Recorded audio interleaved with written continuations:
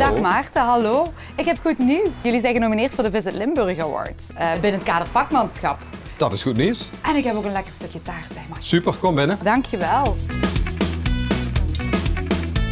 Maarten, vertel eens, wat doen jullie juist in de Jambrouwerij? Ja, in de Jambrouwerij maken we ambachtelijke Limburgse streekproducten. En we hebben een streekproductenwinkel waar we onze eigen producten verkopen, maar ook producten van anderen om ons heen. Waarom verdienen jullie de award in het kader van vakmanschap? Wij zijn een klein bedrijf en die award zou ons zeker helpen om vooruit te komen.